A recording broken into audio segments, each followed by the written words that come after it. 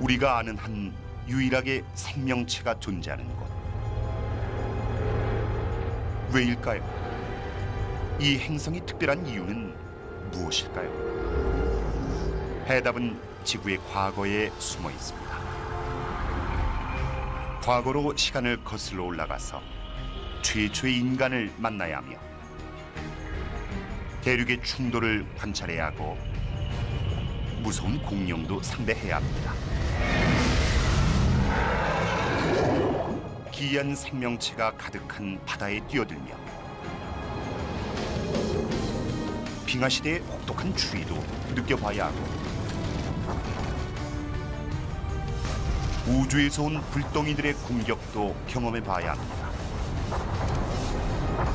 지구의 탄생 순간까지 시간을 거슬러 올라가야 한다는 뜻이죠.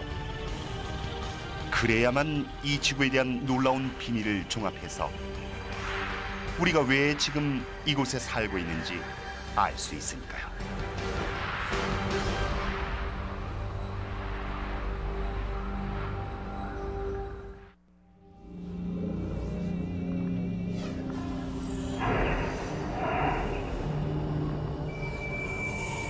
모든 일은 약 50억 년 전에 시작됐습니다. 하지만 이상하죠. 아름답고 푸른 지구는 보이지 않고 새로 태어난 별인 태양만이 먼지에 쌓여 있군요. 너무 많이 거슬러 와서 지구는 아직 형성되기 전인가 봅니다.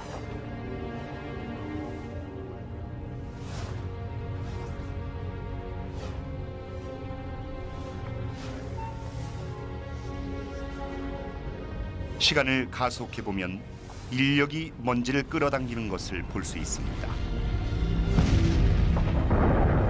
이해는 잘 안 되지만 행성처럼 복잡해 보이는 물체도 먼지와 암석으로 만들어집니다.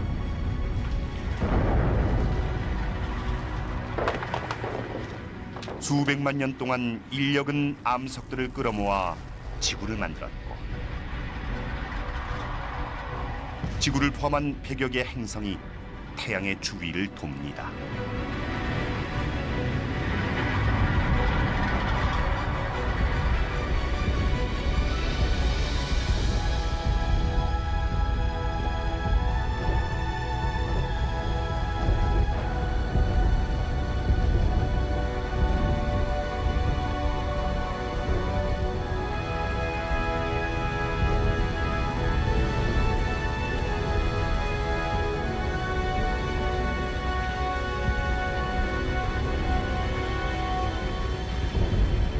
하지만 45억 4천만 년 전의 지구는 지금과는 다른 지옥의 모습이었습니다.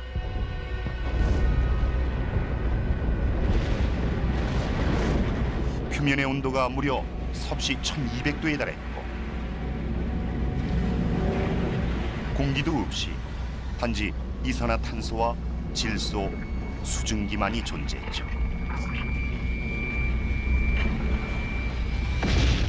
높은 온도와 유독성 가스 때문에 가까이 다가갔다간 수촌에 질식하거나 재가 됩니다.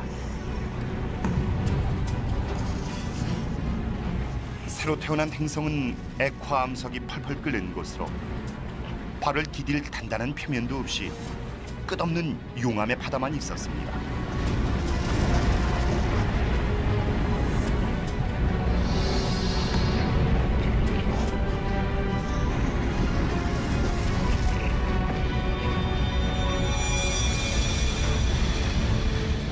행성 테이아가 지구를 향해 날아왔습니다. 화성 크기의 이 행성은 초속 15km의 속력으로 움직였는데 총알보다 20배나 빨랐습니다.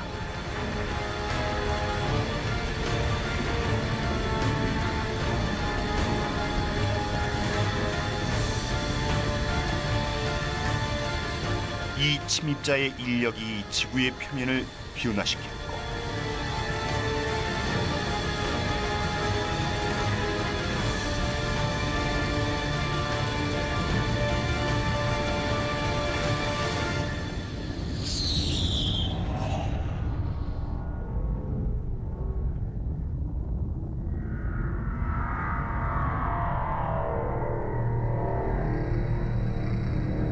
폭발파가 지구 주변을 휘감았습니다.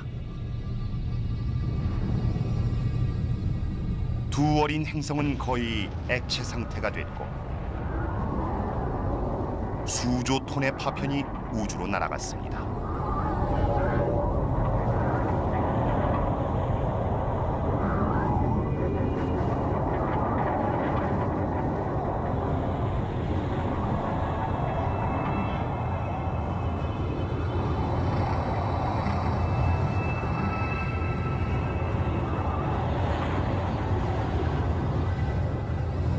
하지만 불과 1000년이란 시간 동안 인력이 마술을 부려서 뜨거운 먼지와 돌로 이루어진 붉은 고리가 생겨나 지구 주위를 돌았습니다.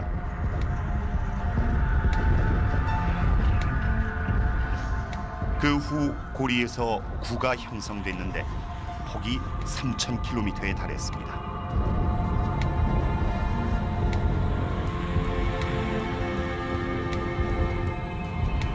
지구의 달이 생성된 것이죠. 지금보다 훨씬 가까이 있어서 불과 22,000km 거리였습니다. 현재는 40만 km에 이릅니다.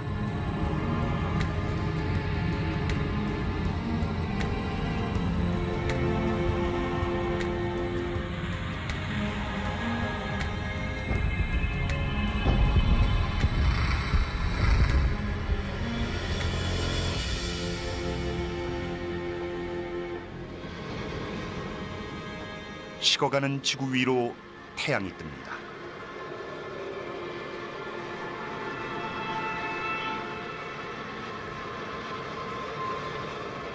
하지만 3시간 만에 다시 집니다. 충돌로 지구의 회전이 빨라져서 하루가 불과 6시간이었습니다. 시간은 빨리 흘러갔지만 지구는 서서히 변했습니다. 지구의 형성을 이해하기 위해선 수백만 년의 시간을 빨리 돌려야 합니다.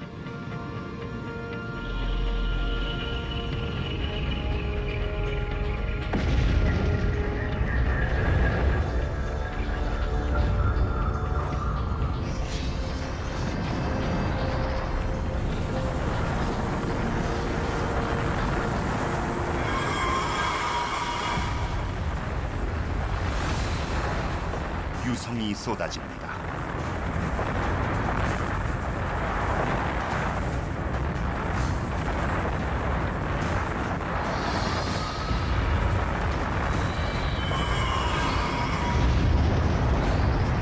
지금으로부터 39억 년 전, 지구는 태양계 형성 과정에서 생긴 파편들의 공격을 받았습니다.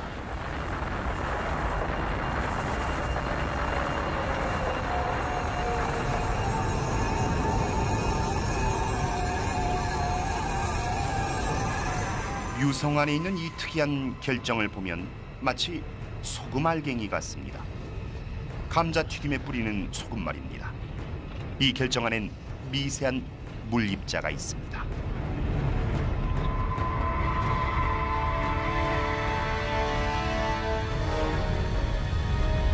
이 위협적인 유성이 생명체를 만드는 필수 요소를 갖고 있었던 겁니다.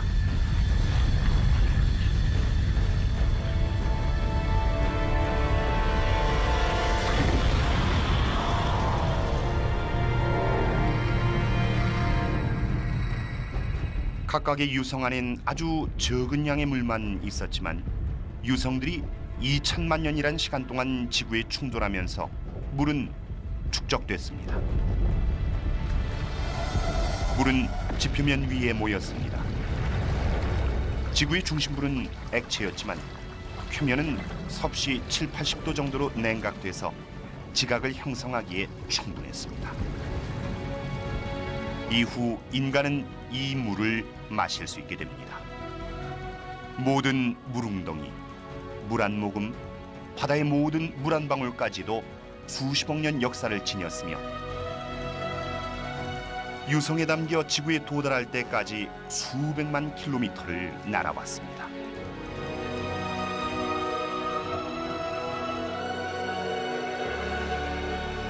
이제 조금 낯익은 모습이지만 아직은 위험한 행성입니다.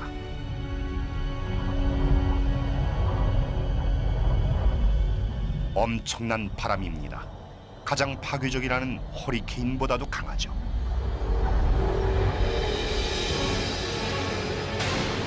지구의 빠른 자전 때문에 생겨난 메가스톰입니다.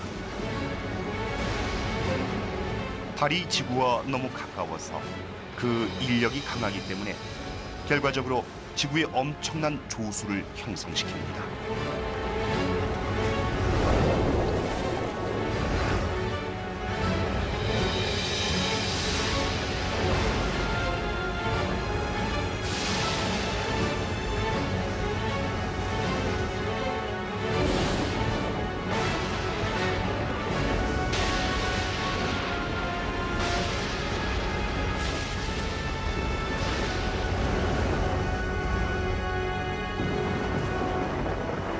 시간이 지나면서 달이 멀어지고 파도는 잦아들며 자전도 느려집니다.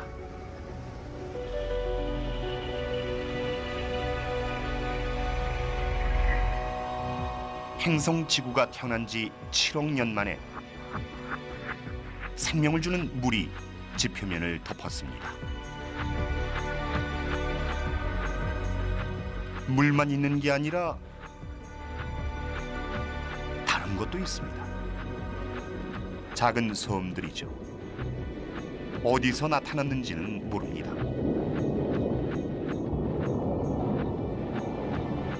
하지만 액체 상태의 암석이 지각을 뚫고 대양 위로 솟아오릅니다. 시간이 지나 용암이 식으면 화산섬이 형성됩니다. 이렇게 해서 섬이 생겼습니다. 미래에는 이 섬들이 만나 대륙을 형성하게 됩니다.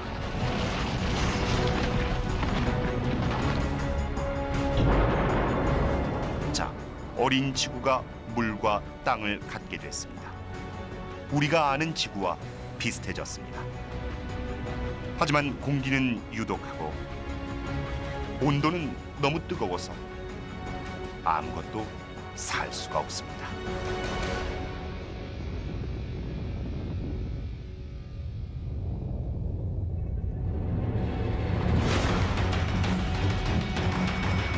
유성은 지구가 생긴 후 줄곧 쏟아져 내렸습니다. 하지만 지금으로부터 38억 년 전엔 그 공격이 새로운 국면에 접어들었습니다. 뭔가가 유성들의 궤도를 방해했는데 이미 지구에 물을 가져다 주었지만 이번엔 다른 것도 가져왔습니다.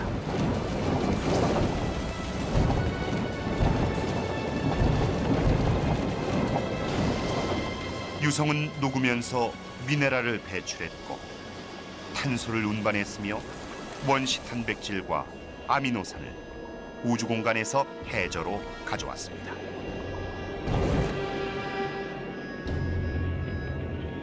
암흑입니다.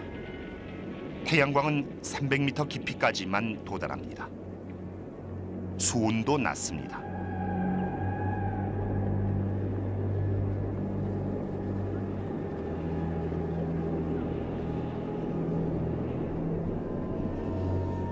신기루가 보입니다.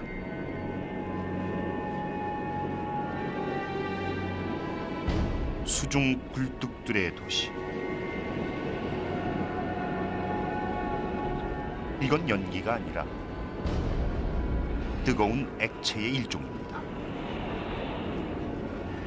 해수가 지각의 틈을 통해 지면 안으로 스며들어 뜨거워지면서 미네랄과 가스를 흡수한 겁니다.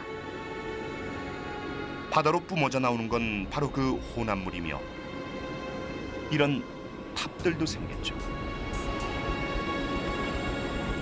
유성에 실려온 다양한 미네랄과 화학물질 덕분에 바다는 화학물 수프처럼 변했습니다.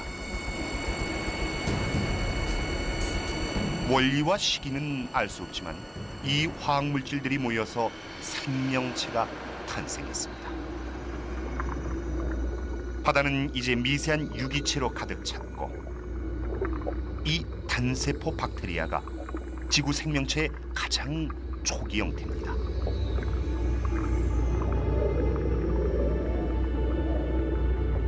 지구의 형성에 있어 아주 중요한 순간입니다.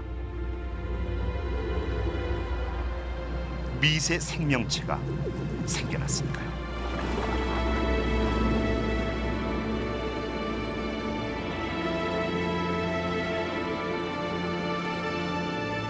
하지만 이후 수억 년 동안 변화도 없었고 진보도 없었으며 진화적 발전도 없었습니다. 생명체는 단세포 박테리아뿐이었습니다.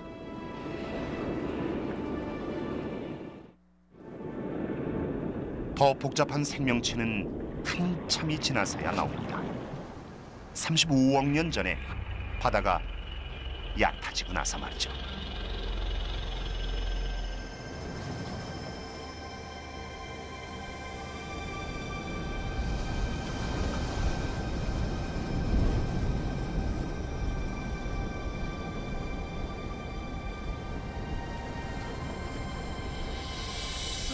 이것은 암석처럼 보이거나 식물 같은데 해저에서 자라나는 것입니다.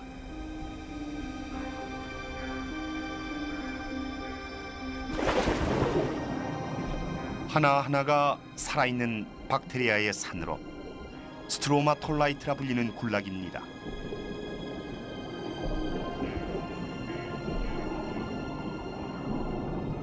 마치 마법같이 이 박테리아는 햇빛을 양분으로 바꿉니다. 이 과정이 바로 광합성으로 햇빛의 힘을 이용해 이산화탄소, 물을 포도당으로 변형시키는데 우리가 커피에 타는 설탕의 단순한 형태입니다.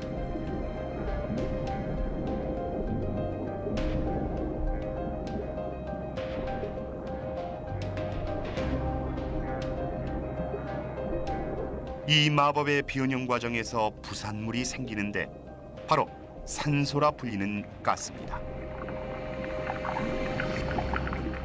스트로마톨라이트가 천천히 바다에 산소를 채웁니다.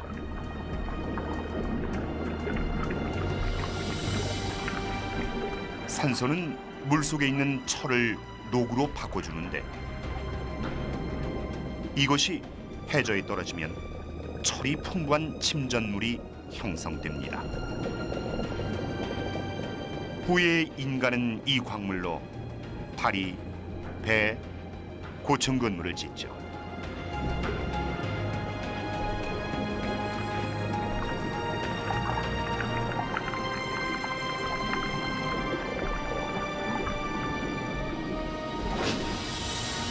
그리고 바다 위에서는 산소가 대기를 바꾸고 있습니다.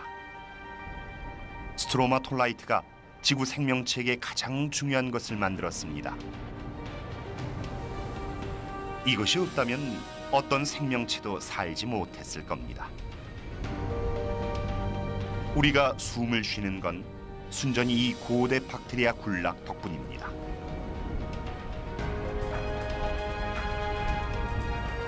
이후 20억 년 동안 산소 수치는 계속 오르고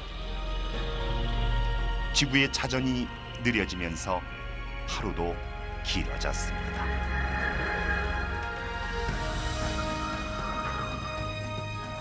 이젠 적어도 16시간은 됩니다.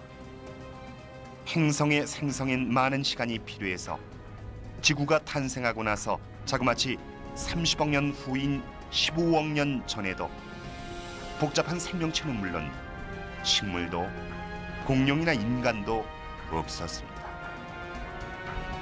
하지만 지구엔 아주 특별한 것이 있었습니다. 무엇이든 바꿀 수 있는 힘이 있었으니까요.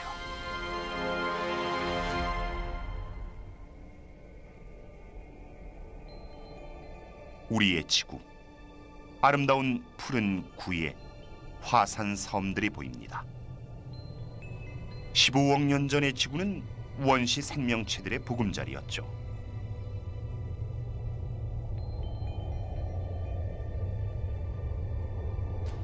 수백만 년 동안 무언가가 섬들을 재배열합니다. 바다 밑의 지각이 여러 개의 판으로 갈라지기 시작한 겁니다.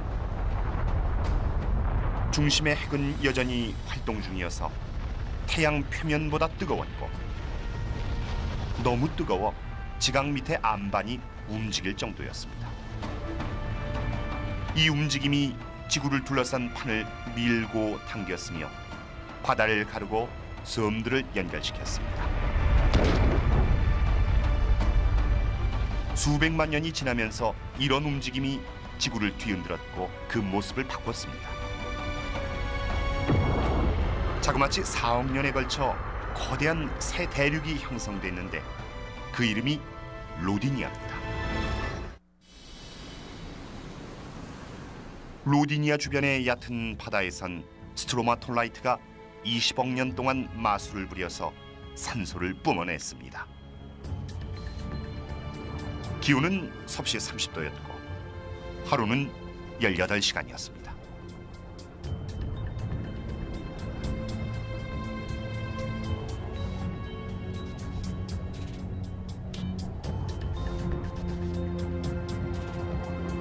하지만 아직은 화성처럼 보입니다. 생명체를 찾기 위해선 미래로 더 가야 합니다.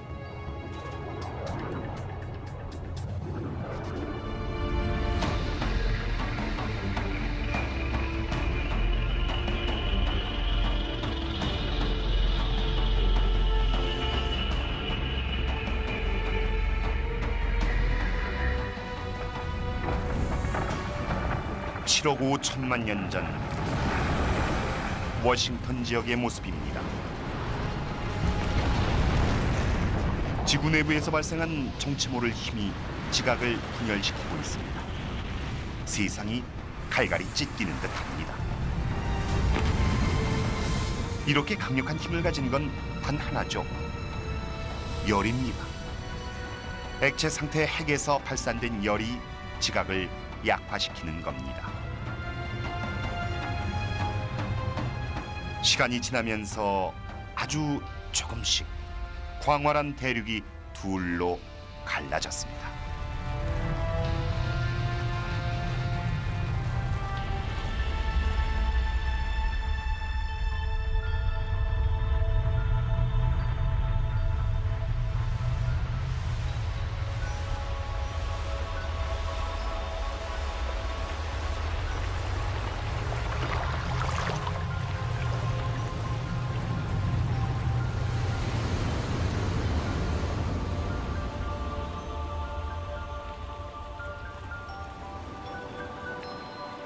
강력한 지질 활동으로 인해 많은 화산이 생겼습니다.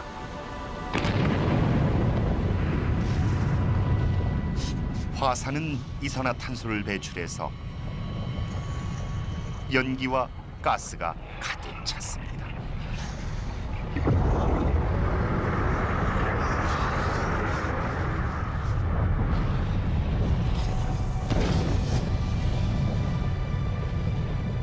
물과 결합한 이산화탄소는 산성비로 내렸고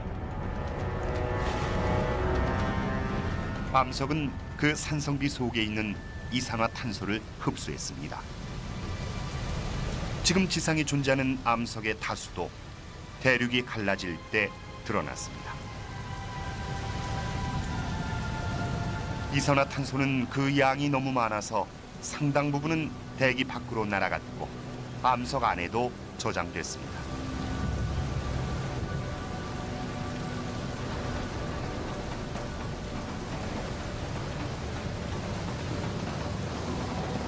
하지만 대기 중엔 태양열을 가둘 수 있을 만큼의 이산화탄소가 없었습니다. 불과 수천 년 후에 기온은 곤두박질쳐 영하 50도까지 떨어졌습니다.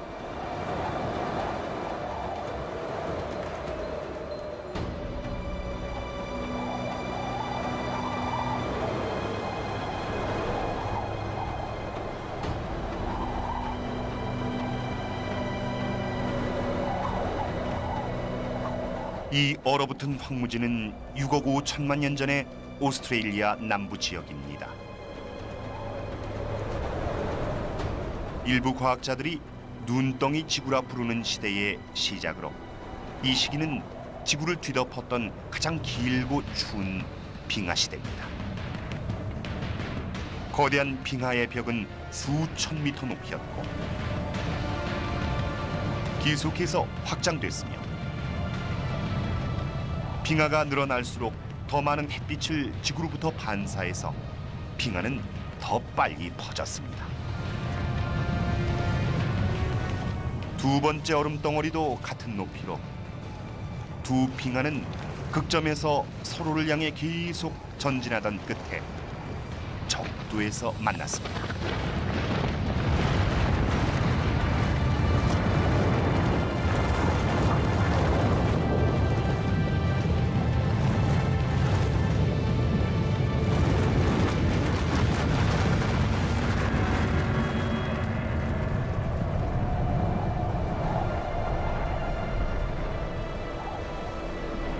이제 두께가 3km에 달하는 얼음층이 지구 전체를 뒤덮었습니다. 처음엔 액체 불덩어리였던 지구가 이제 얼음 덩어리가 된 겁니다. 사실상 모든 햇빛과 온기가 우주로 반사됐습니다.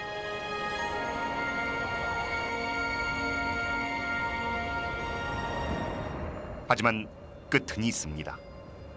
지구는 이 얼음 감옥에서 꼭 풀려날 겁니다. 게다가 얼음 밑에서 생명이 살아남았을지도 모릅니다. 표면은 얼어 있지만 속은 여전히 태양보다 뜨거우니까요.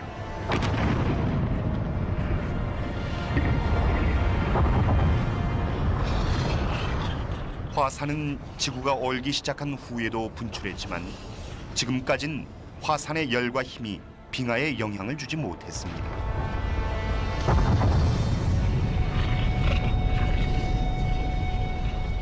화산이 수십억 톤의 이산화탄소를 내뿜습니다.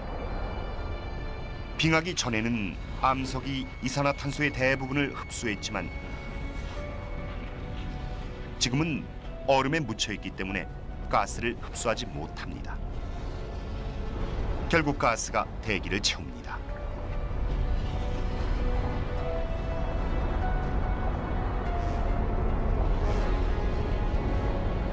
이산화탄소는 담요처럼 열을 지구 주위에 가둡니다.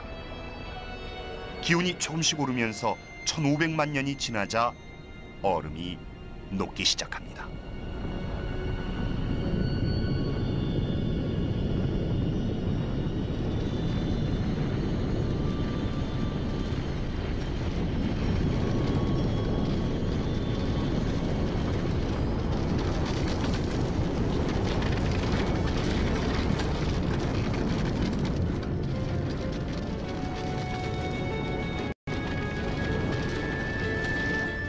눈덩이 지구 시기에는 얼음이 지각을 아래로 밀었지만 이제 얼음이 녹자 지각이 융기하고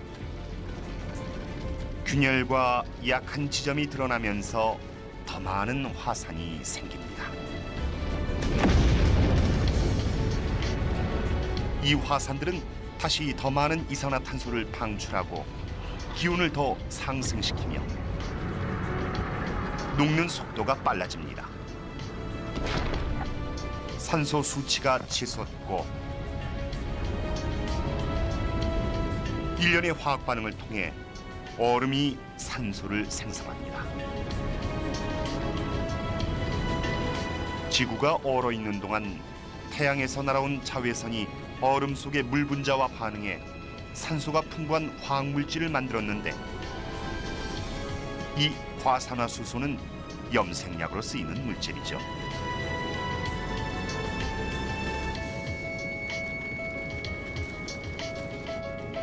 이제 얼음이 녹으면서 과산화수소가 막대한 양의 산소를 방출하게 된 겁니다.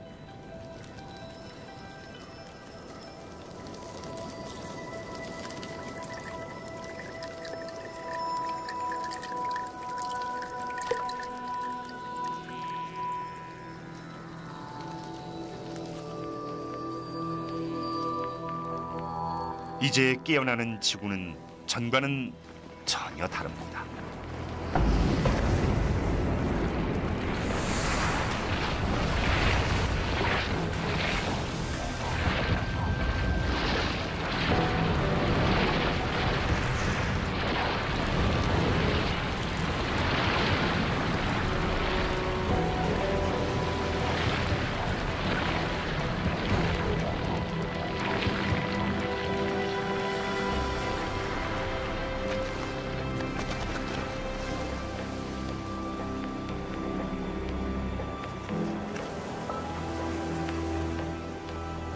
지금으로부터 6억 년 전의 지구는 대기가 따뜻해서 여름처럼 느껴지며 하루의 길이는 22시간입니다.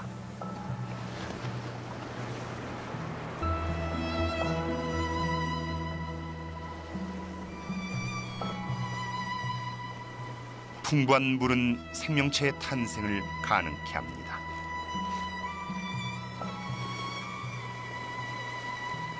눈덩이 지구 이전에 바다엔 원시 박테리아가 생겨났지만 그것들이 인류의 역사보다 75배나 더 길었던 빙하 시대를 견뎌내지는 못했을 겁니다. 살아남은 것이 있다면 가능성이 큰 곳은 마지막으로 생명체를 본 곳일 겁니다. 바로 바다죠.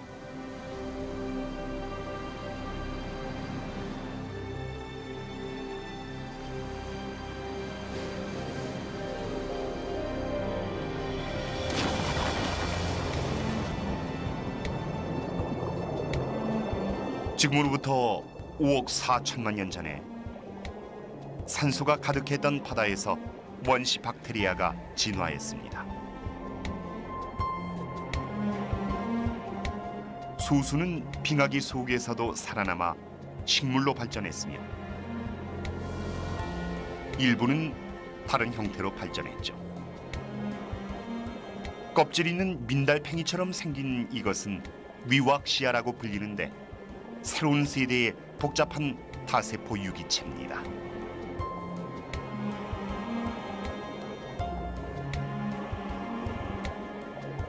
이제 지구 역사상 가장 역동적인 시대가 도래했습니다. 캄브리아 대폭발기죠. 증가한 산소량 덕에 생명체는 더 커졌고 골격이 발달됐습니다.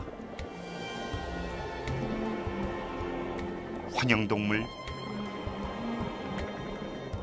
해면동물, 그리고 이건 삼엽충으로 곤충이나 바닷가재, 전갈의 먼 친척입니다.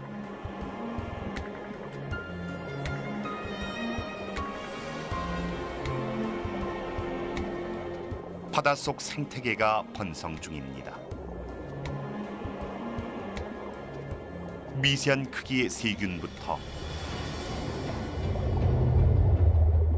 이런 괴물까지. 이것은 아노말로 카리스로 몸 길이 60cm에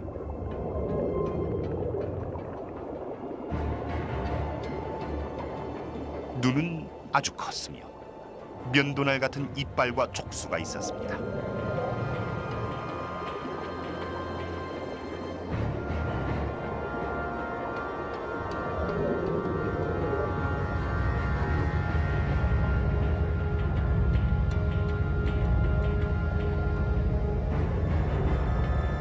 아노말로 카리스가 할 일은 그저 고르는 것뿐이었죠.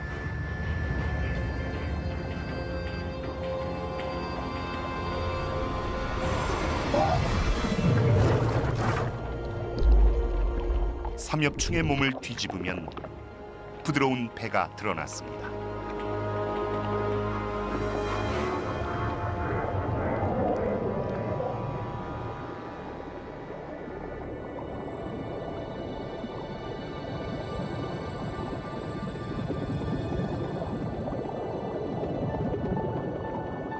이것은 피카이아입니다.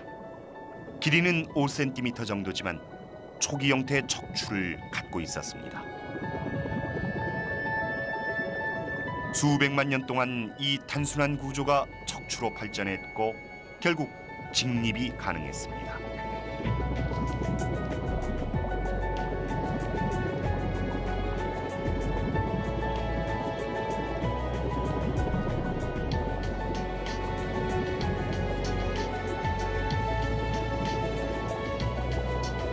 큰 기대를 갖지 않고 바다에 뛰어들었지만 오히려 바닷속엔 생명체가 가득합니다. 삼엽충이 기어다니고 괴물은 떠다니고 생명체가 낯익은 형태를 띠기 시작했으며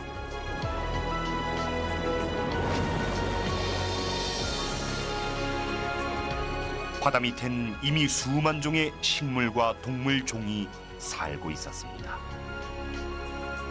생명체의 발달은 멈추지 않을 듯이 보였죠.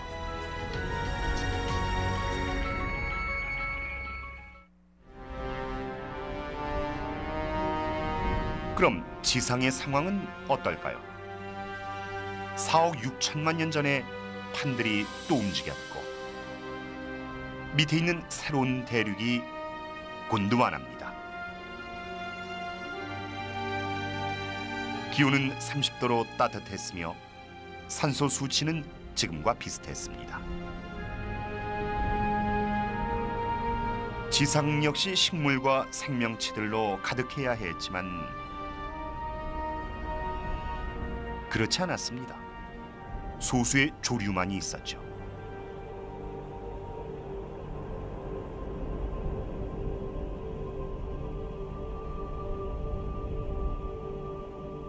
이유는 단 하나였습니다. 태양이죠. 태양은 치명적인 방사선을 내뿜었습니다. 바다에서 본 복잡한 생명체는 지상에선 살 수 없었습니다.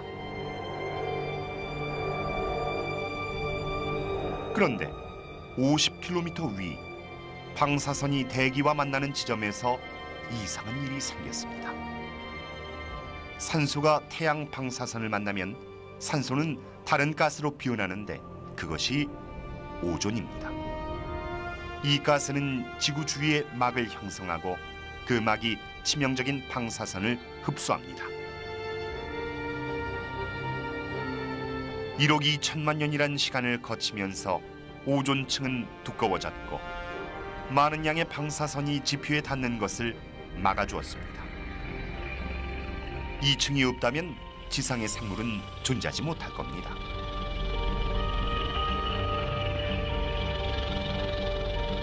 이제 방사선이 차단되자 생명이 번성합니다.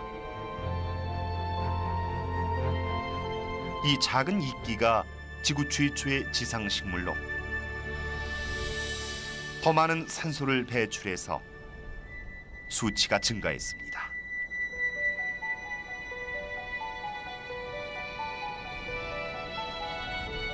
(3억 7,500만 년 전)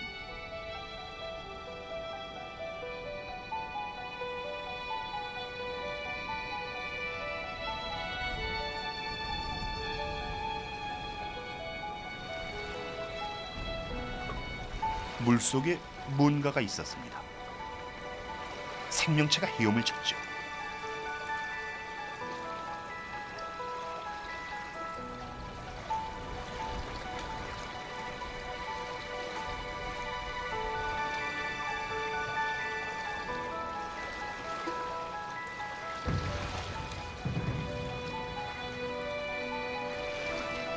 이 이상한 물고기는 틱탈릭입니다.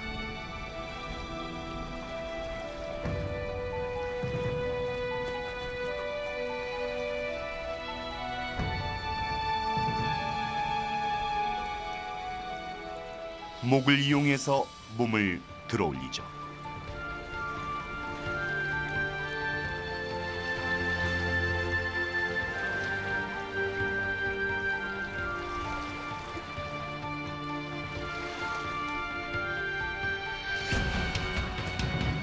틱탈릭은 지느러미를 다리처럼 씁니다.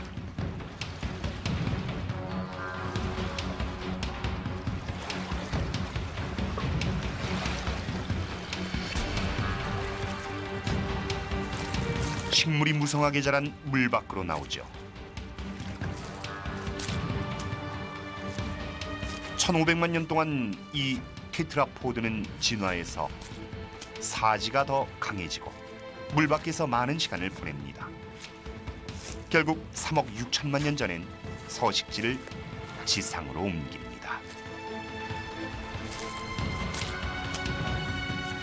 이런 생명체로부터 모든 척추동물이 진화됩니다.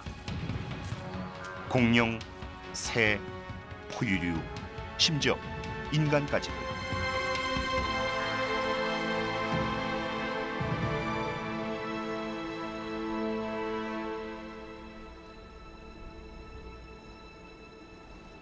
어디를 보든 이끼와 양치류가 있는데 일부는 키가 30m에 달합니다. 이 씨앗은 바람을 타고 왔습니다. 이제까지의 식물들은 포자를 이용해서 번식했는데 포자는 생존과 성장을 위해 많은 물을 필요로 합니다. 하지만 이 씨는 물에서 멀리 떨어져 있습니다. 배아 식물은 자체적으로 양분과 수분을 갖고 있죠. 포자와는 달리 이 씨앗은 수개월 동안 물 없이 생존할 수 있으며 몇 년도 가능합니다.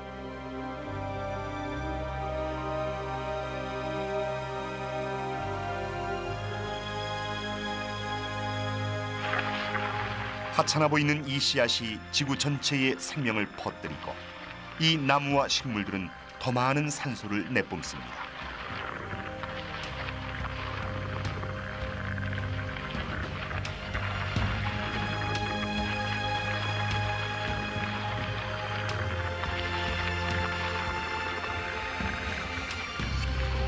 이제 인간은 숨을 쉴 수 있고 이곳에서 살 수 있습니다.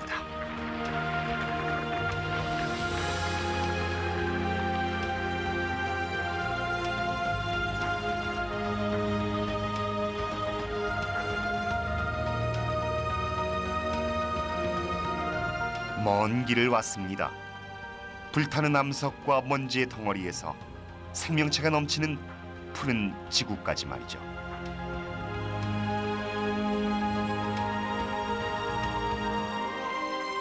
아직 인간은 없지만 물고기가 있고 식물 그리고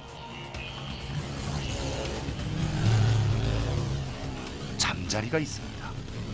크기는 독수리만 합니다. 이 거대한 잠자리는 메가네우라입니다. 다리였던 기관이 날개로 진화해서 잠자리의 사냥터는 더 넓은 지역으로 확장됐습니다.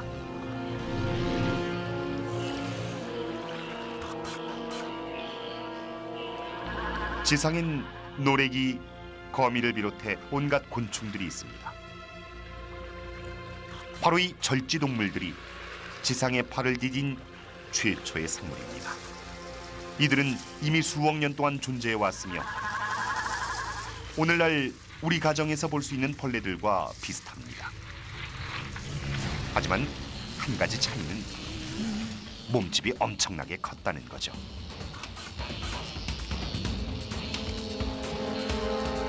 이곳은 거대 생물들의 세상입니다. 노래기의 몸집이 2m에 달하고 전갈은 늑대만합니다. 대기 중의 산소 덕분에 이들의 호흡기관은 효율성이 극대화됐고 성장 공간의 제약은 사라졌습니다. 도마뱀처럼 생긴 하이로노모스입니다. 지금까지 본 생물은 물 속에 알을 낳습니다.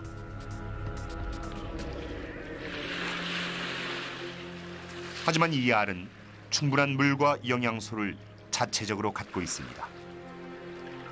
새끼가 독립적인 연못 안에서 자라는 셈이죠.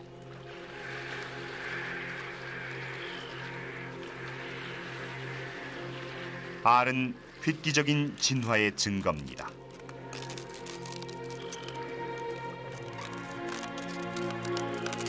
이제 동물은 물을 벗어나 땅을 점령합니다.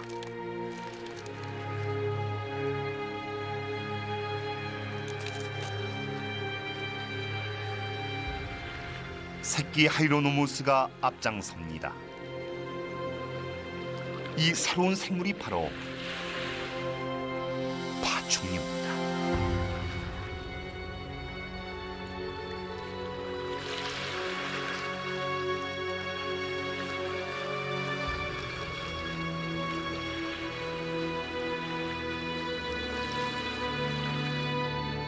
탄생이 있으면 죽음도 있죠.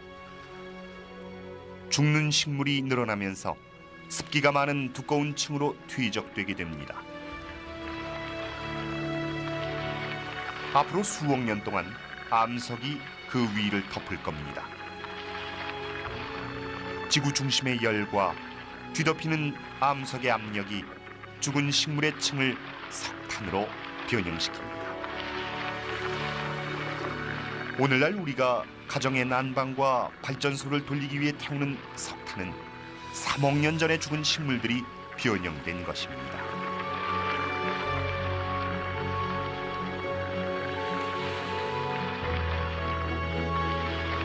그 부패 속에서 보이지 않게 생명이 꿈틀댑니다. 새 씨앗이 발아하고 식물이 자라서 황무지는 다시 살아날 겁니다. 생물이 지구를 정복한 것 같습니다.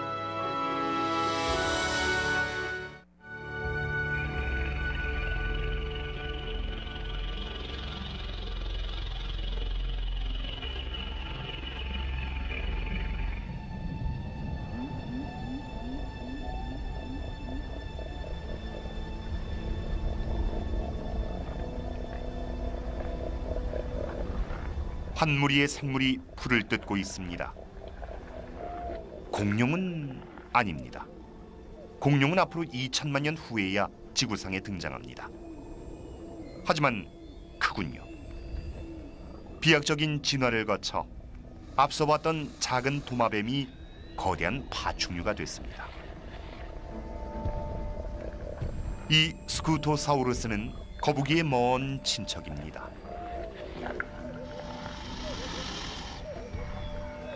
이들은 초식동물인데 초식동물이 이 정도면 육식동물은 아주 포악할 겁니다.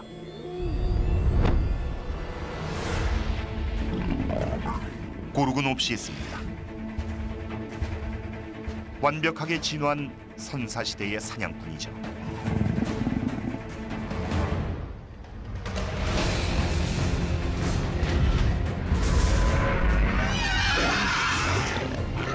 날카로운 이빨로 스쿠토사우루스에게 상처를 입힌 후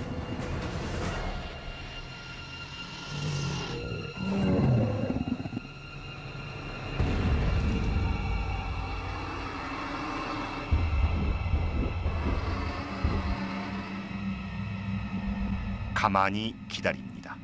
피를 많이 흘려 약해질 때까지요.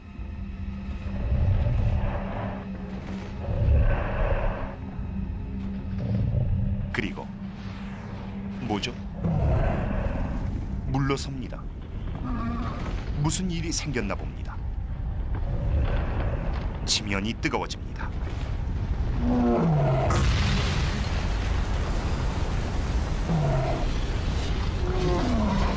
지하에 엄청난 압력이 분출됐습니다.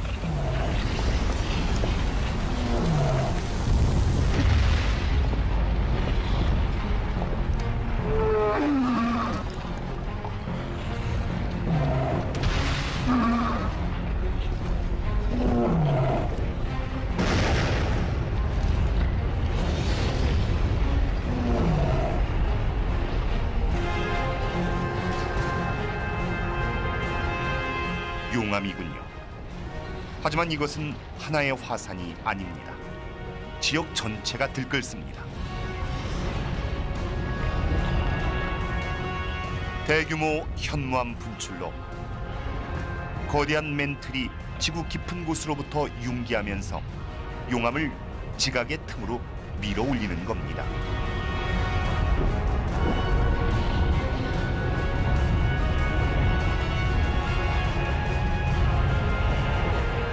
천국이었던 곳이 지옥으로 피운했고 스쿠토사우루스와 고르고놉시스도 죽었습니다. 그들은 세상이 처음으로 겪은 대규모 멸종의 첫 희생자입니다. 바로 피름기 멸종이죠.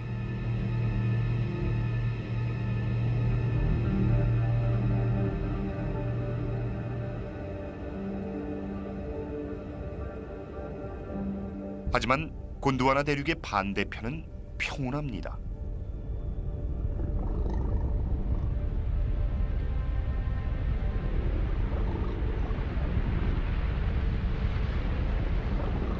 눈인가요? 하지만 기온이 영상 20도인데요. 눈이 아니라 재입니다. 16,000km 거리에서 일어난 분출로 인한 낙진이죠.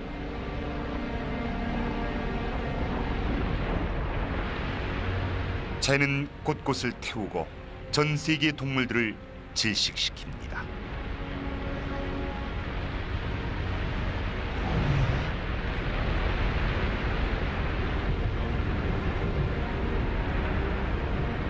대기는 분출로 생긴 이산화황으로 가득 차고 비가 오면 그 가스는 황산으로 바뀌어 접촉하는 모든 것을 태웁니다.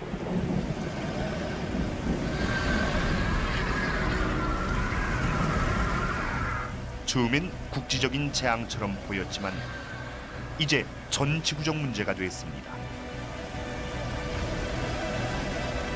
시베리아의 용암 분출은 지구의 이산화탄소 수치를 높여서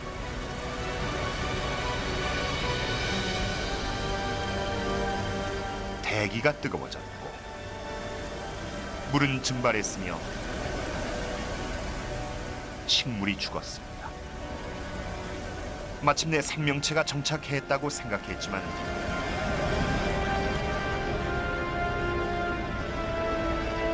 그건 성급한 판단이었군요.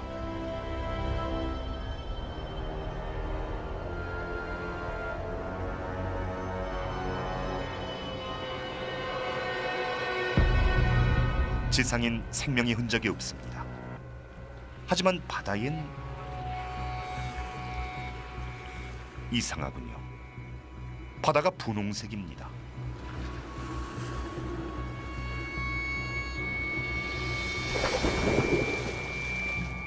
수중식물, 삼엽충 모두 사라졌습니다. 분홍색 조류만을 빼고 말이죠. 뜨거운 대기는 바다에 열을 가해 산소를 증발시켰습니다. 안타깝게도 이 부패한 물에 살 수 있는 건 조류밖에 없습니다. 시베리아에서의 분출이 지구 전체를 바꿔놓고 있습니다. 어디든, 심지어 바닷속 깊은 곳도 예외가 아닙니다. 거품이입니다.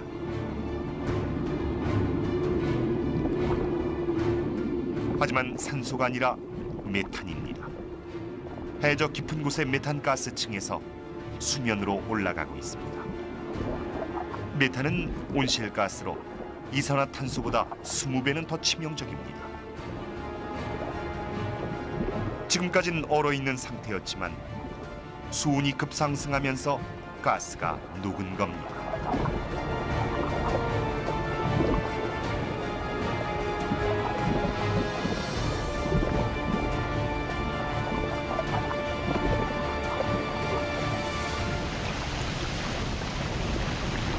대기 중으로 나오자 이 강력한 가스는 기온을 더 높였습니다. 섭씨 40도에 달하는데 시베리아 분출 전보다 6도나 더 높은 수치입니다.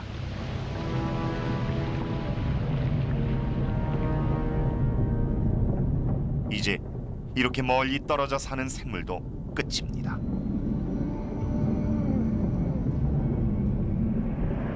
대량 분출이 있고 나서 50만 년의 시간이 지났습니다. 50만 년이란 오랜 시간 동안 용암은 계속 흘러나와서 이제 미국 넓이의 땅을 뒤덮었으며 그 두께는 자그마치 6km에 달합니다.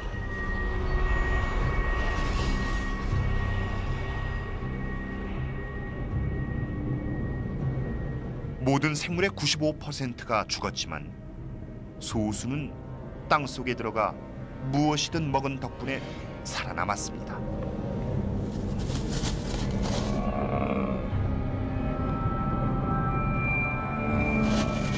그 위의 모든 건 죽었습니다. 지금으로부터 2억 5천만 년 전, 지구는 다시 죽은 행성이 됐습니다. 처음처럼.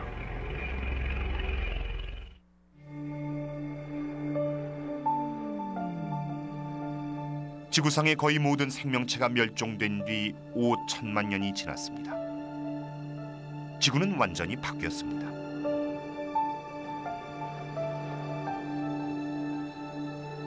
지금으로부터 2억 년 전엔 판게아라 불리는 거대한 대륙만 존재했는데 극에서 극까지의 넓이였습니다.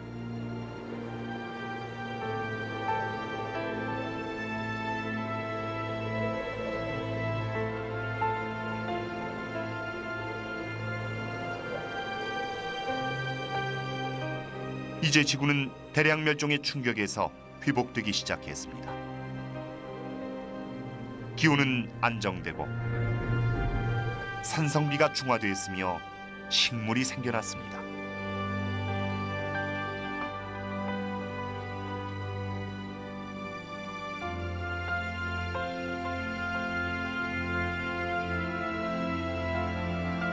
지구상의 생물 95%가 멸종됐지만 새로운 종이 등장하기 시작했습니다. 그 중에 지구를 전무후무하게 지배하게 될 종이 바로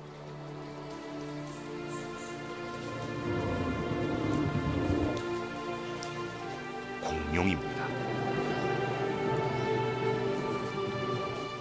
이 공룡의 이름은 암모사우루스입니다. 다른 공룡처럼 이들은 폐렴기 멸종에서 살아남은 파충류로부터 진화했습니다. 4.5m의 키 때문에 움직임은 느렸고 약했습니다.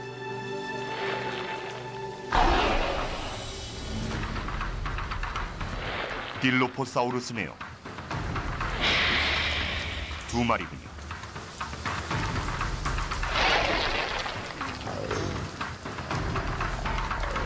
작은 만큼 빠릅니다.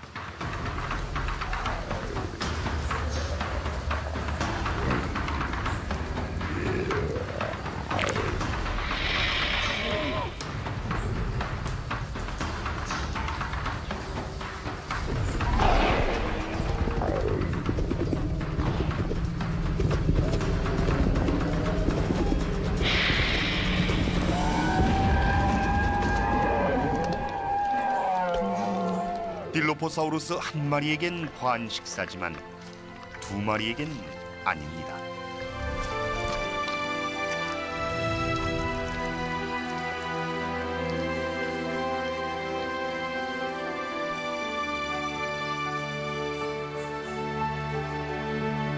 자, 공룡이 지구상에 나타났습니다. 하지만 어떤 정도 변덕스러운 지구를 길들이진 못했습니다.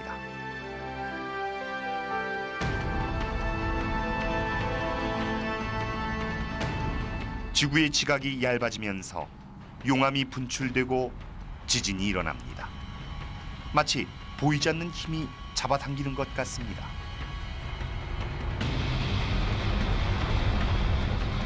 똑같은 현상이 북아메리카의 동부 해안이 될 지역에도 발생하게 됩니다.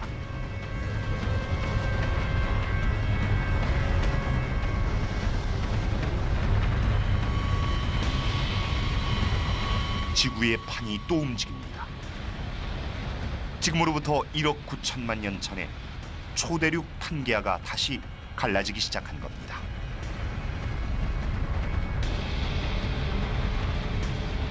광활한 땅이 분리되면서 협곡이 생기고 새로운 바다 테티스로 채워졌는데 이곳이 미래의 중동입니다.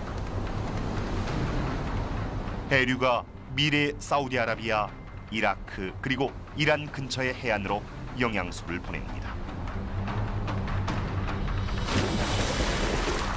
비영양소는 물고기를 부릅니다. 수백만 마리를요.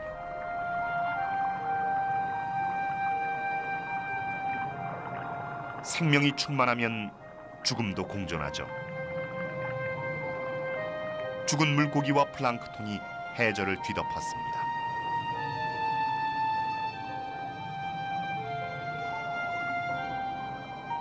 이후 1000만 년 동안 안반층이 죽은 생물들을 묻고 열을 가합니다. 고대의 물고기와 플랑크톤은 석유가 되죠.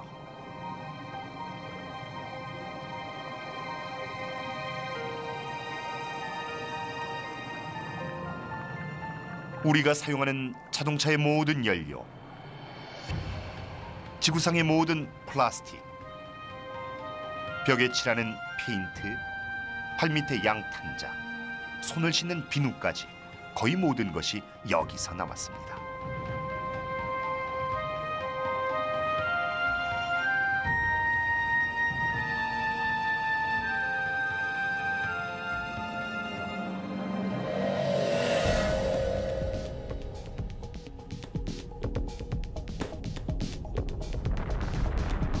지금으로부터 1억 8천만 년 전 서쪽의 북아메리카판은 유럽과 아시아판으로부터 계속 멀어지고 있었습니다. 1년에 2.5cm 정도로 그 속도는 느렸고 손톱이 자라는 속도와 같았습니다. 빨리 돌려보면 아래로 새로운 대양이 생겨나고 새 대륙도 나타납니다. 몬트리올이 마라케시로부터 멀어집니다. 뉴욕과 서아프리카도요. 현재의 지구와 비슷해졌습니다. 두 대륙 사이의 틈엔 물이 채워져 드넓은 바다가 형성됩니다. 대서양이죠.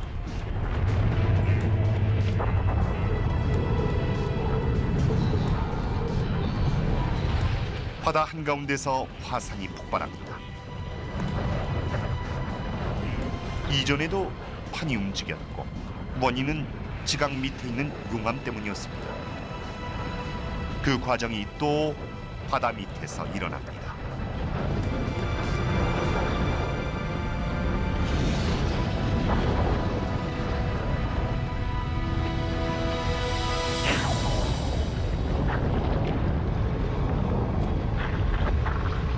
해저 전체가 둘로 갈라졌고 산과 화산의 협곡으로 융기했습니다.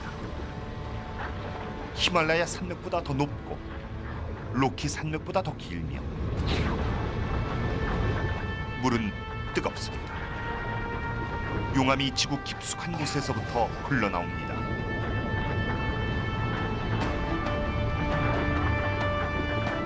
용암이 식으면서 새로운 화산 산맥이 형성되고 새 해저도 만들어집니다. 이렇게 판이 움직였고 판게아가 분리됐으며 재배치가 이루어졌습니다.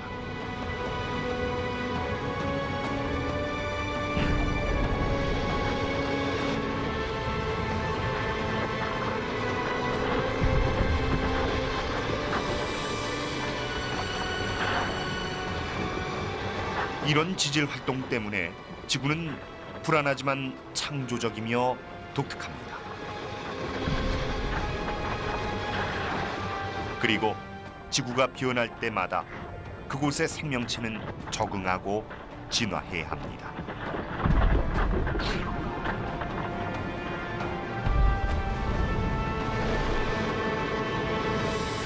바로 이들처럼요.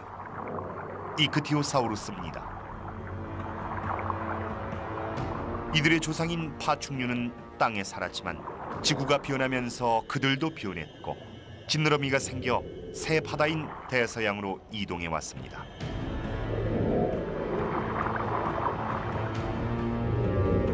몸길이 6m의 이크티오사우루스는 빨랐고 시속 40km로 헤엄쳤습니다.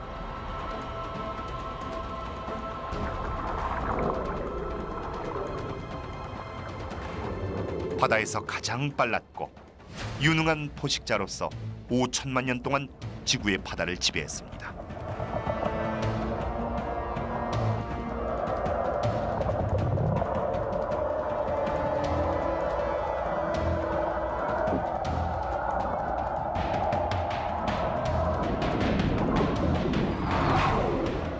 그런데 경쟁자가 나타났습니다.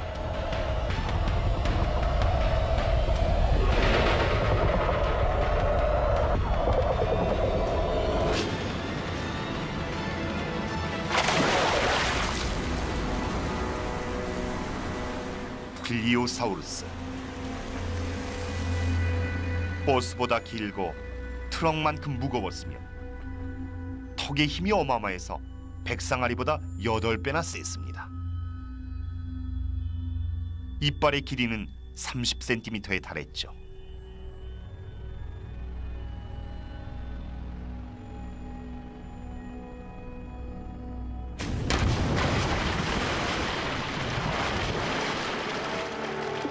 지구와 지구에 사는 생명체는 이제 완전히 달라졌습니다. 이곳은 단단한 땅이었지만 이젠 대서양입니다. 바로 이곳에서 암모사우루스가 풀을 뜯었고 닐로포사우루스가 사냥을 했습니다. 공룡의 세상은 이전과는 달랐고 너무나도 압도적이어서 천하무적처럼 보였습니다.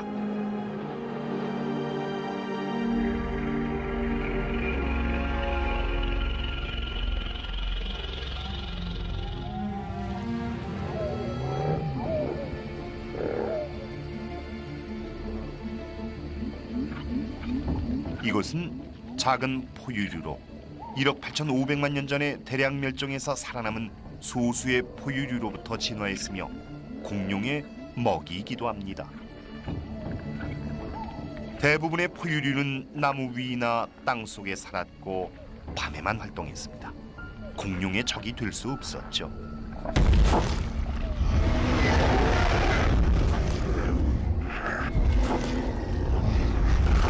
그 어떤 생물도 도전할 수 없었습니다.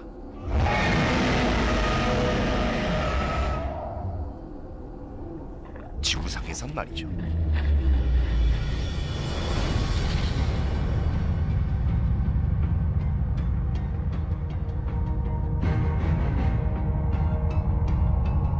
이것은 우주암석입니다. 아주 크죠.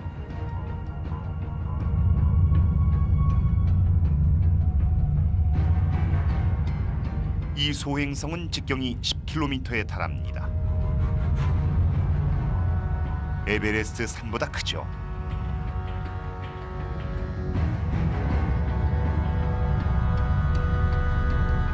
게다가 시속 7만 km의 속도로 움직이면서 지구를 향하고 있습니다.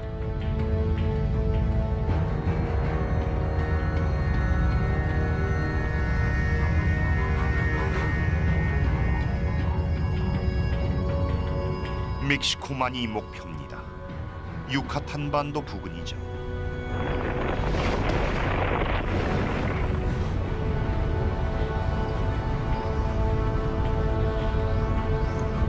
속도가 너무 빨라서 자세히 관찰하기 힘들기 때문에 느린 속도로 봐야 합니다. 이제 몇 초 후면 지구가 영원히 바뀌게 됩니다.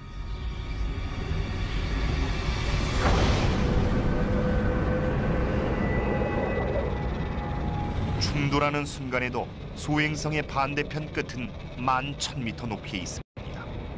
일반 항공기의 비행 고도와 같죠.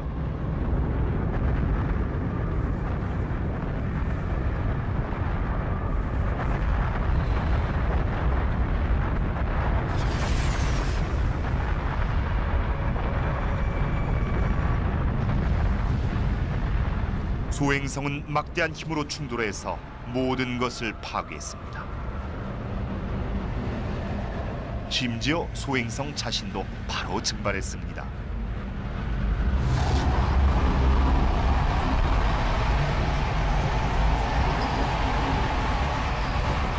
충돌 시 발생한 에너지는 수백만 개의 핵폭탄과 맞먹습니다.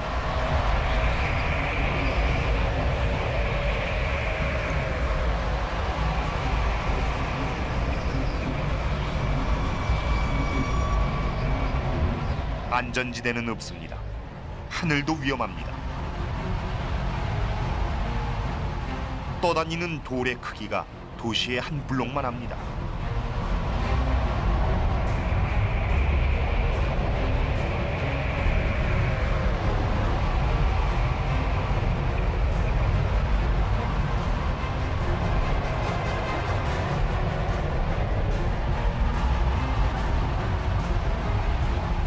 폭탄이 터졌을 때 파편이 튀듯이 충돌 지점에서 폭풍이 불어옵니다.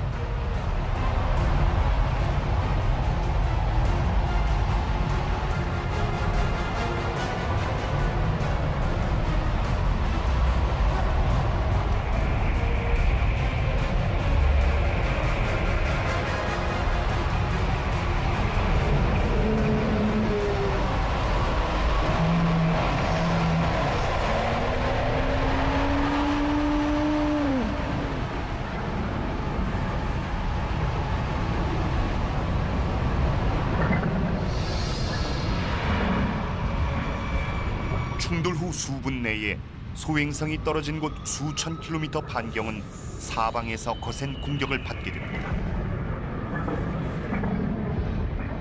암석이 쏟아져 내리고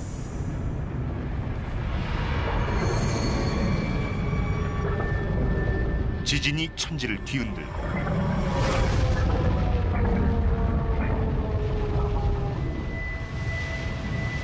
쓰나미가 해안을 덮칩니다.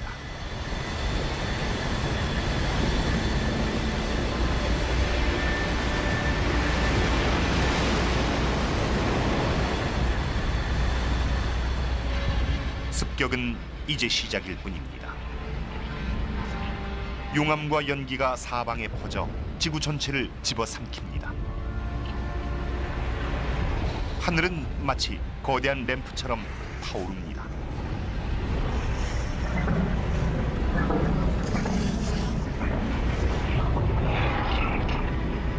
지표면은 섭씨 275도로 가열되고 모든 식물이 타버리기 시작합니다.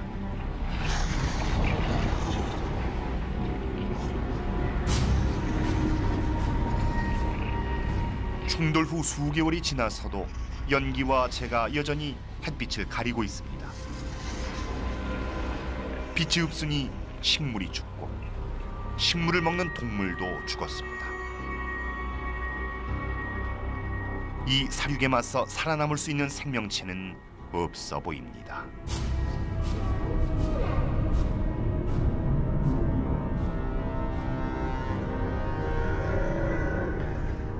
지금으로부터 6,500만 년 전 소행성이 충돌해 지구상의 공룡이 모두 멸종했습니다. 1억 6,500만 년에 걸친 공룡의 지배가 끝난 겁니다.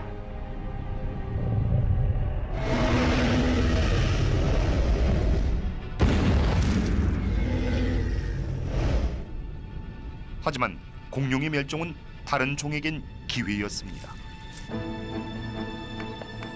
포유류는 땅속의 산 덕분에 열과 불을 피했습니다. 게다가 모든 먹는 식성 덕분에 다른 종들이 멸종할 때 살아남았습니다.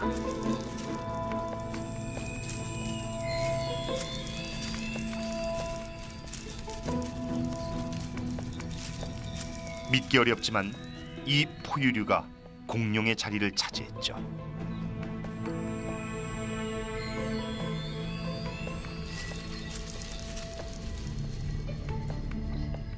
하나의 역사가 끝나면 또 다른 역사가 시작되죠. 공룡이 사라진 세상은 우리 조상에겐 기회임이 분명합니다.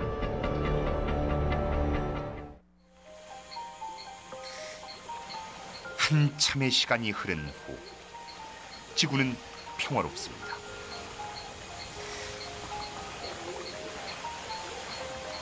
새로운 세상에선 인간의 조상이 진화 중입니다.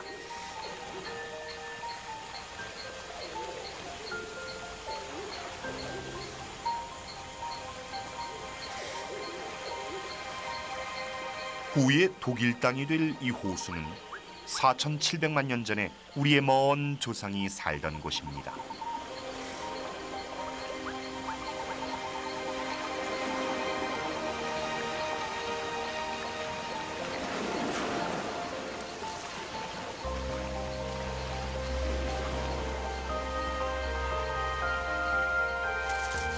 앞서 본 포유류와는 다릅니다. 눈과 뇌가 더 크죠. 이것은 다위니우스 마실레 혹은 이다입니다. 인간을 닮진 않았지만 화석에 따르면 이 생물이 원숭이와 유인원, 결국은 인간으로까지 진화했다는 것을 알 수 있습니다. 우린 4,700만 년의 역사를 거슬러 올라가 인류 최초의 조상을 만나고 있습니다.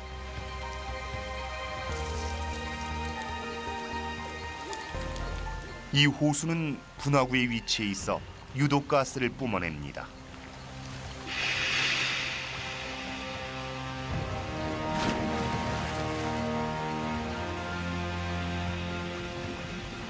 이달을 죽인 호수는 부족한 산소 덕에 이달을 잘 보존해 줄 겁니다.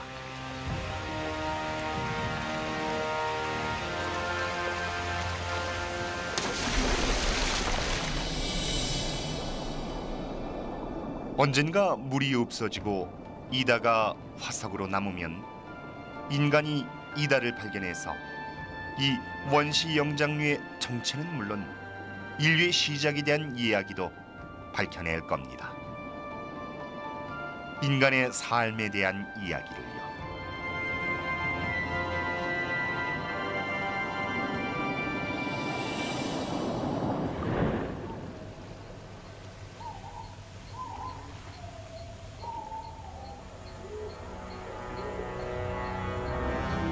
우린 보다 잘 이해하게 됐습니다.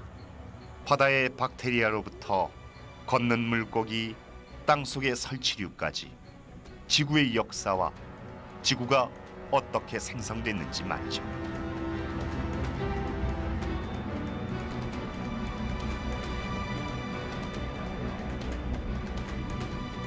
(4,700만 년) 전 대기는 현재와 비슷합니다.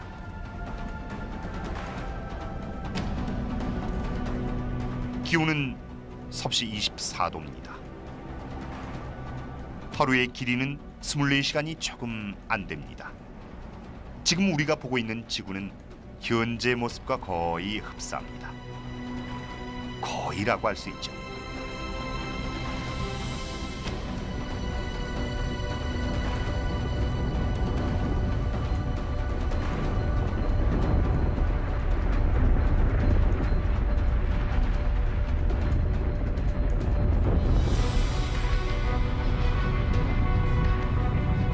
대륙을 등에 업은 지구의 판들이 또 움직입니다. 인도는 북쪽의 아시아를 향해 갑니다.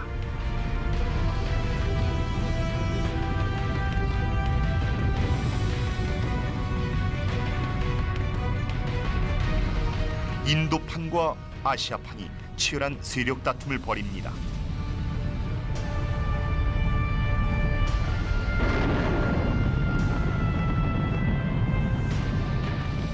승자는 없습니다. 두 판 모두 뒤틀립니다. 바다가 없어지고 2,500km의 길이의 선을 따라 만난 두 판이 위로 치솟습니다.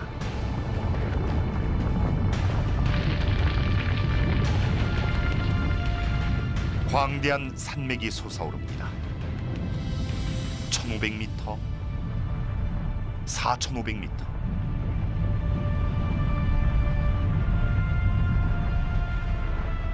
이제 8,000m를 넘어섭니다.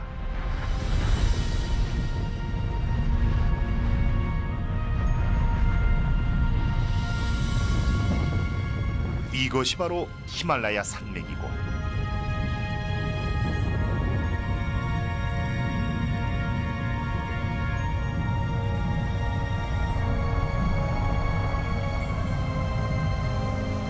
지구에서 가장 높은 산인 에베레스트입니다.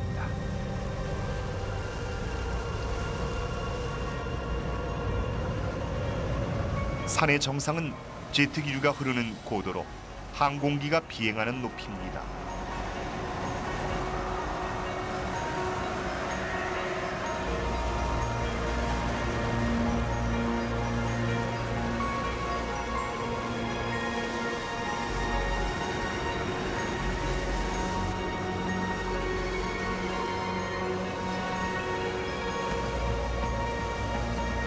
산봉우리에 눈이 녹으면 그 물이 강으로 갑니다. 겐지스강, 인더스강, 양쯔강, 황하.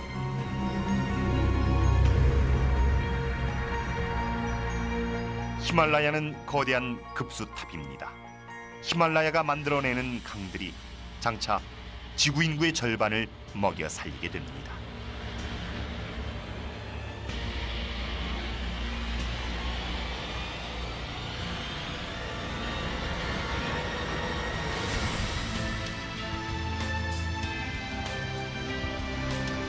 지금으로부터 2천만 년 전, 지구는 이런 모습이었습니다. 모든 대륙과 모든 바다가 오늘날과 같죠. 한 가지 빠진 게 있는데 바로 인간입니다. 인간이 진화하기 위해선 지구에서 뭔가 변화가 있어야 합니다.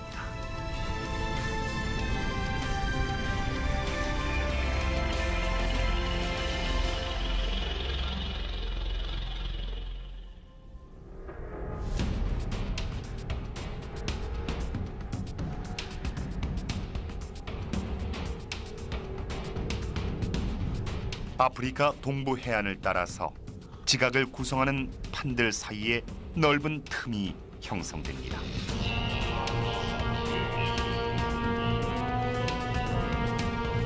그 틈은 길이가 6,000km에 달합니다.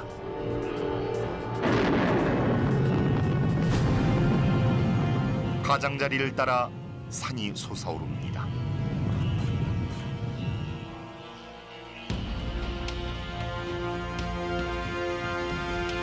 보십시오. 인간이 아니라 유인원 같습니다. 이 나무에 계속 머물 수는 있겠지만 세상은 바뀔 겁니다.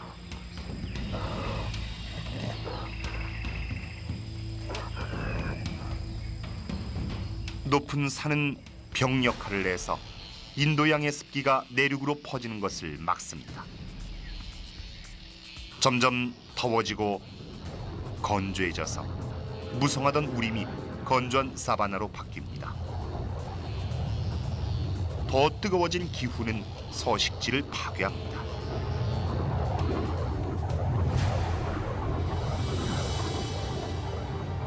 생물은 먹이를 찾아 멀리 갑니다. 손을 바닥에 끌며 걷는 동작을 멈추고 두 팔로 서서 걷습니다. 인류 역사상 가장 중요한 순간입니다. 아프리카 동부 해안에 위치한 이 산이 우릴 두 발로 걷게 했을 수도 있습니다.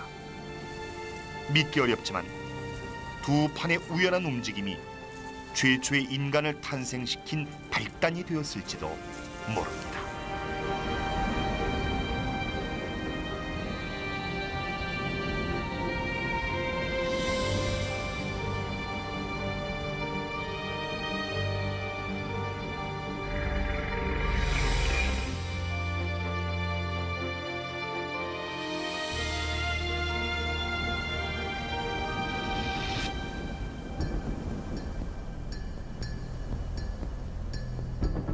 남자와 아이, 지금의 모습처럼 보입니다. 하지만 150만 년 전입니다. 이들은 인간의 초기종인 호모 에렉투스입니다. 그들이 남긴 최초의 발자국입니다. 과거와 현재의 모든 문명, 존재했던 모든 인간, 가장 위대한 발명과 가장 영리한 생각,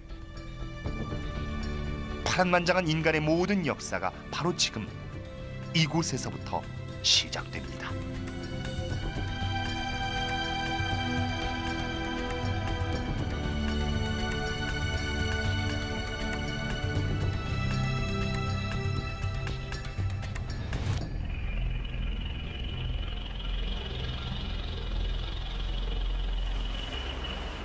기후가 다시 바뀝니다. 지금으로부터 7만 년 전, 해수면이 낮아지고 아프리카와 아라비아 사이의 거리가 13km로 줄어듭니다. 홍해의 폭은 좁아지고 아프리카를 뒤로하고 건널 수 있을 만큼 얕아졌습니다. 이제 등장하는 건 인간의 또 다른 종, 호모 사피엔스입니다.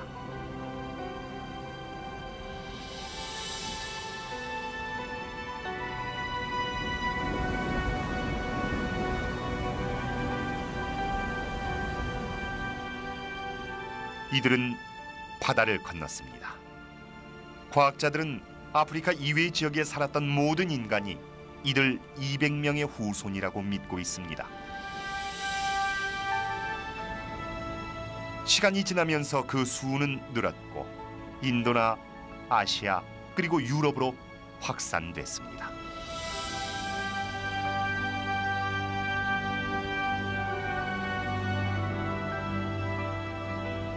하지만 인간이 북쪽으로 향할 때 거대한 얼음 장벽은 남하했습니다.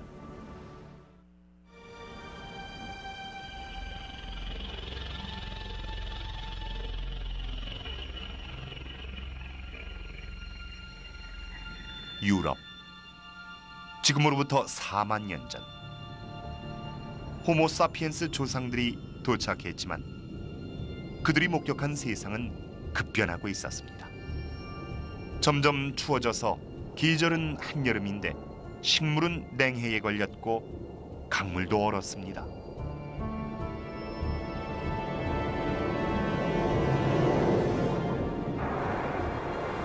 지구 궤도에서의 자연적 변화, 이산화탄소 수치, 지구를 감싸는 따뜻한 해류까지 모두 기온을 낮추는 요인이었습니다. 생물의 서식지인 지구가 빙하 시대에 접어듭니다. 고층 빌딩 높이의 빙하가 하루에 30cm씩 북반구를 뒤덮었습니다. 느리지만 강력하게 빙하는 마음대로 지구를 유린하면서 절망만을 뿌렸습니다. 다신 옛 모습을 못 찾을 겁니다.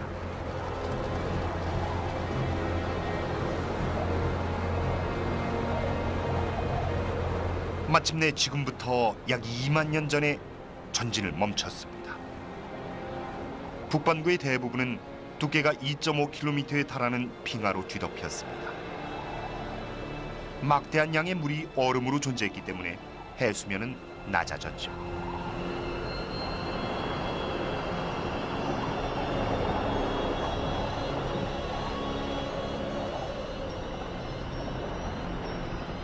지금으로부터 2만 년 전, 크지 않은 땅이 시베리아와 알래스카 사이의 바다에서 나타났습니다. 그것은 두 대륙을 잇는 다리였습니다. 아시아에 살던 인간을 신세계인 아메리카로 옮겨갈 수 있게 해준 관문이었죠. 아메리카는 인간의 마지막 점령지로 인간이 대규모로 이주했습니다. 그곳 어딘가에 최초의 아메리카인이 있죠.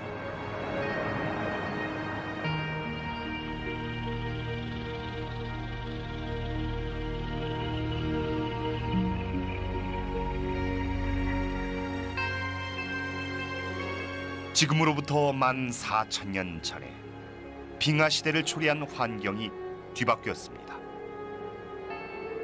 빙하가 물러가며 드러나는 북반구의 모습은 전혀 달랐습니다. 빙하는 큰 절망을 안겨주었지만 빙하가 남긴 물은 북아메리카의 대호수가 됐습니다.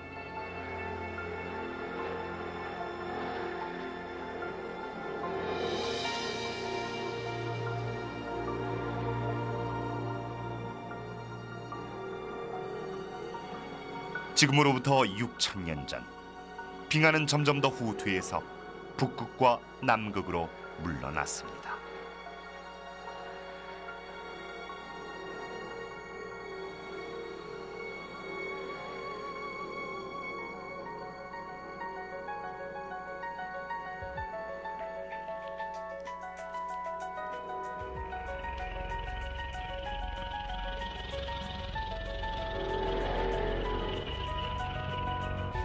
45억 년의 긴 시간 여행을 한 끝에 우린 현재 지구로 돌아왔습니다. 우리의 세상이자 우리의 시간입니다. 이제 처음으로 우린 지구의 놀라운 얘기를 모두 알게 됐습니다. 우리 주변의 모든 것이 어떻게, 왜 그곳에 존재하는지 이해하게 됐습니다. 머리 위 우주에서부터 생명을 위해 반드시 필요한 요소인 물과 우리 발밑에 있는 땅,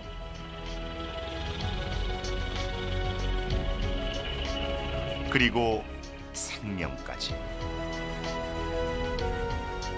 모두가 상상하기도 힘든 수많은 파국과 우연의 결과물입니다.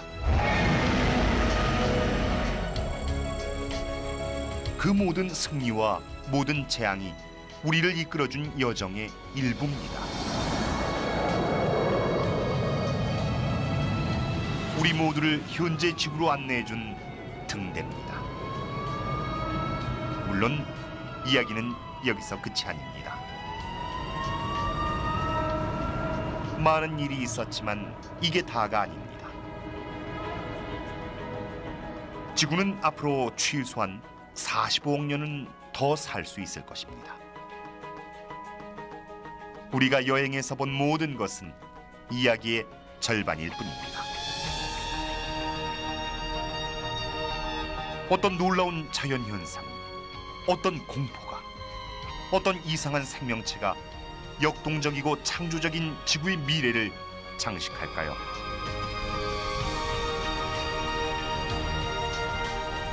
지구 이야기의 다음 장은 아직 쓰여지지 않았습니다.